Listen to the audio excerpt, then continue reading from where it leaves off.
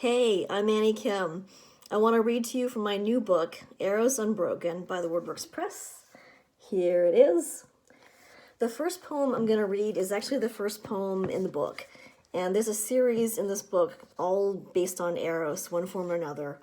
This one is called Eros, the Binder and Loosener. There was a black reflecting pool in the center of the garden. Guarding it, a pair of lion statues at the top of the steps looking down. Pink azaleas gone frothy by the pool's edge, then tiers of boxwood pines. I know, because of the photographs, my attempts to take. Something in the water, let it be both black and reflective. Staring into it, almost touching the glossy surface, all I could see was water. No sign of my hovering face, only depthless, witchy satin. But everything far away?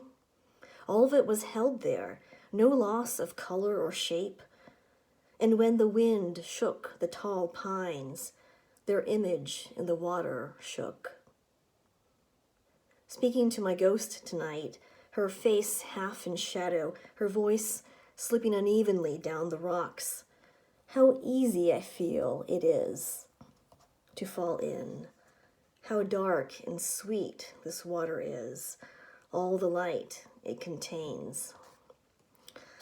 The second poem I want to read is called Bildungsroman, 1999. And this is a poem that, one of the few, where I actually talk about what it's like to start working for the first time as a lawyer.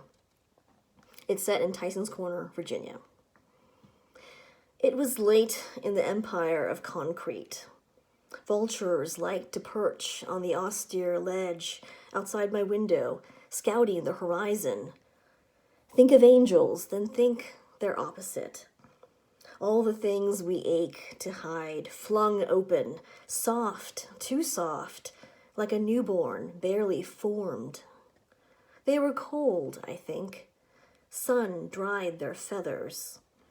I was lonely, a head above a desk, ready to plunge into the glinting river called the Beltway below my office, catch like a pebble in a wheel's stainless spokes.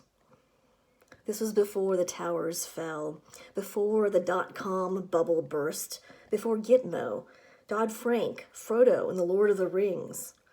All language to me then seemed violent. All metaphor, poignant, even suspect. Driving to work, was that a metaphor? Falling asleep on the couch, work paid for. Stumbling toward the bed in my work clothes, stripping in the dark, which was the old dark. The man who was my tailor, a Korean, I remember how he'd squat beside my feet, pushing pins into the fabric here and there.